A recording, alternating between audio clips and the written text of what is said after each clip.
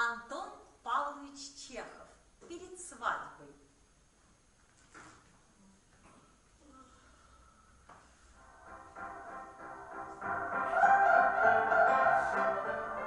В четверг на прошлой неделе девица Подзатылкина в доме своих почтенных родителей была объявлена невестой коллежского регистратора Назарьева. Сговор сошел как нельзя лучше. Выпито было 2 бутылки ламинского шампанского, 1,5 ведра водки, барышни выпили бутылку лафита, мамаши и папаши жениха и невесты плакали вовремя, жених и невеста целовались охотно, гимназист 8 класса произнес тост со словами «О темпере, о морес», произнес с шиком. Рыжий Ванька Смысломалов, ровно ничего не делающий, в самый подходящий момент, в самый раз, удавился страшный трагизм, взъерошил волосы на своей большой голове, трахнул себя кулаком по колену и воскликнул: «Черт возьми, я любил и люблю ее!» Чем и доставил невыразимое удовольствие девицам. Девица Подзатылкина замечательна только тем, что ничем не замечательна. Ума ее никто не видал, а потому о нем ни слова. Наружность у нее самая обыкновенная, нос папашин, подбородок мамашин, глаза кошачьи, бюстик посредственный, играть на фортепиано умеет, но без нот. Мамаша на кухне помогает, без корсета не ходит, постного кушать не может и больше всего на свете любит статных мужчин и имя Роланд. Господин Назарий, мужчина роста среднего, лицо имеет белое, ничего не выражающее, затылок плоский, волосы курчавые, где-то служит, жалования получает тщедушные, едва хватающие на табак. Вечно пахнет яичным мылом и карболкой, считает себя страшной волокитой, говорит громко, день и ночь удивляется. Когда говорит, брызжет, фронтит, на родителей смотрит свысока и ни одну барышню не пропустит, чтобы не сказать ей: «Как вы наивны! Вы бы читали литературу». Больше всего на свете любит свой почерк журнал «Развлечения» и «Сапоги со скрипом», а наиболее всего самого себя, и в особенности в ту минуту, когда сидит в обществе девиц и пьет чай в накладку. Вот каковы девица Подзатылкина и господин Назарьев. На другой день утром девица Подзатылкина, восстав от сна, была позвана к мамаше, которая, сидя на кровати, прочла ей следующую нотацию. С какой-то стати ты сегодня в шерстяное платье нарядилась? Могла бы ночью и в барежевом походить. Ой, голова-то как болит, ужас. Вчера лысая образина, то есть твой отец, изволил пошутить. Нужны мне его шутки дурацкие. Подносит он мне, значит, что-то в рюмке.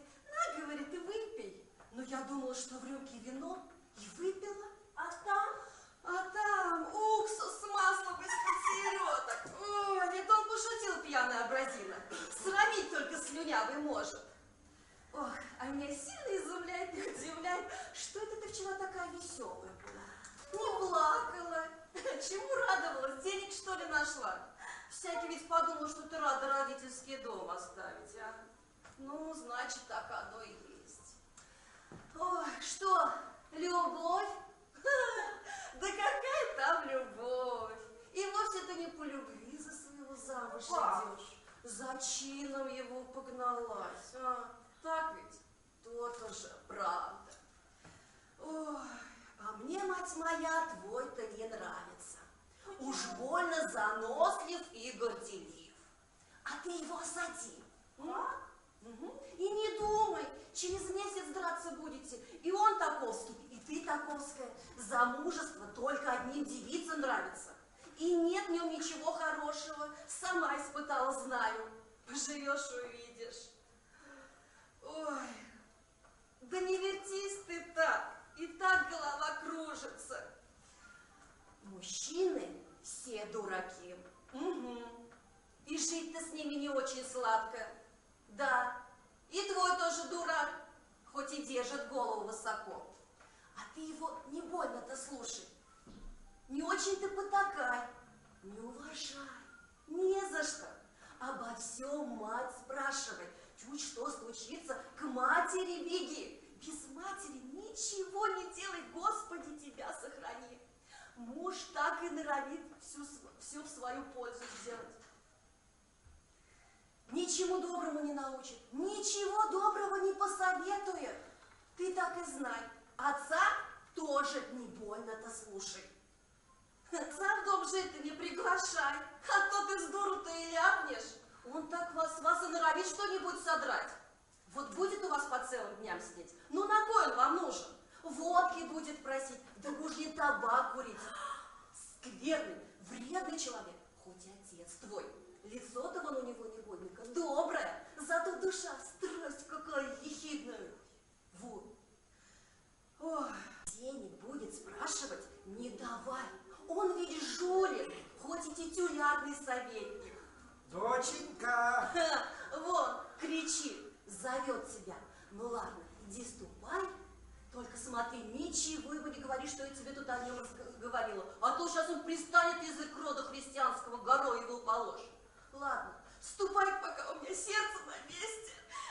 Враги вы мои, вот попомните мои слова, учитель. Девица Подзатылкина оставила мать свою и отправилась к папаше, который сидел на кровати и посыпал подушку персидским порошком.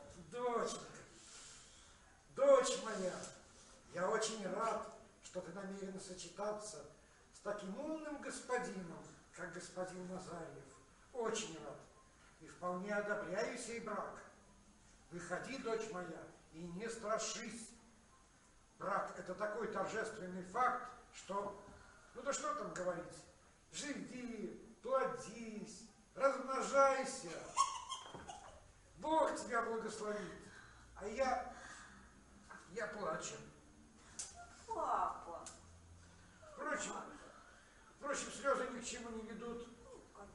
Что такое слезы человеческие? Одна только малодушная психиатрия и больше ничего. Что? Выслушай же, дочь моя, совет мой. Не забывай родителей своих.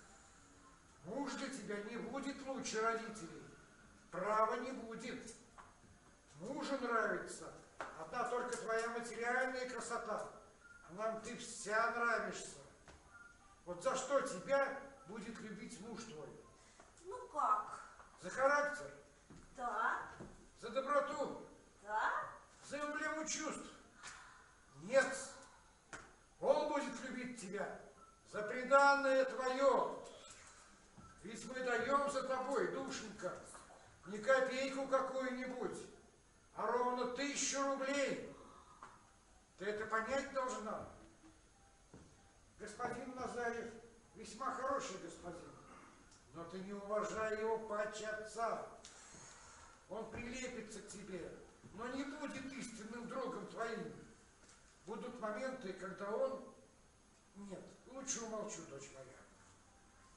Мать, душенька, слушай, но с осторожностью. Она женщина добрая, но двулично вольнодумствующая, легкомысленная, жеманственная. Она благородная, честная особа, но дошли с ним. Она тебе того посоветовать не сможет, что советует тебе отец твой, бытия твоего виновник. В дом свой ее не бери. Мужья тещи не обожают. Я и сам не любил своей тещи.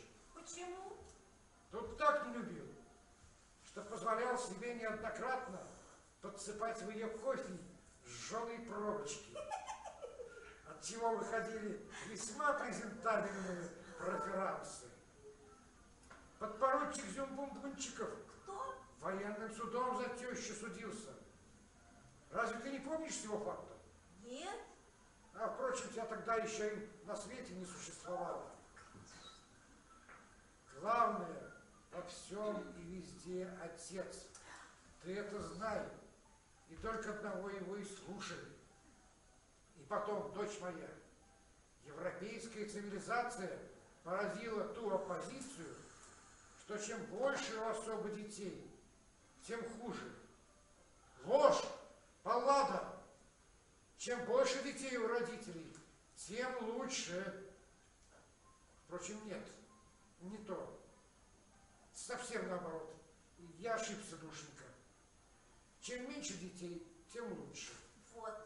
Это я вчера в одной журналистике вычитал. Где? Ну, какой-то там Мальтус написал. О, Так, да вот. Кто-то подъехал. Ба, да это жених твой. С шейком, канашка. Шерец этакий. Ай да мужчина. Настоящий Вальтер Скотт. Поди, душенька, прими его. А я пока оденусь. Прикатил господин Назарьев. Невеста встретила его и сказала: прошу садиться без церемоний. жених шаркнул 2 раза правой ногой и сел возле невесты. Как вы поживаете? Начал он с обычной развязанности. Как вам спалось? А я, знаете ли, всю ночь не спал. Зола читал, да вас не читал. Кого? Зола. Вы читали Зола? Нет. Разве нет? Ай-яй-яй-яй-яй. Да это преступление прям какое-то. Мне один чиновник дал. Я вам дам читать. Ох, знали бы вы, какие я чувствую чувства, каких вы никогда не чувствовали. Позвольте вас чмокнуть. Господин Назарьев привстал и поцеловал нижнюю губу девицы Подзатылкиной. А где ваши? Продолжал он еще развязывать. Мне бы их повидать надо. Вы знаете, они мне, признаться, надули. Ваш папенька говорили мне, что они надворный советник, а оказывается всего только титулярный. Разве так можно? Потом они обещали за вами 1500 денег. А ваша маменька говорит мне, что больше 1000 я не получу. Разве это не свинство?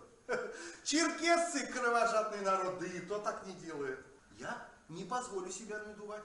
Все делай, но самолюбие и самозабвение моих не трогай. Это не гуманно, это не рационально.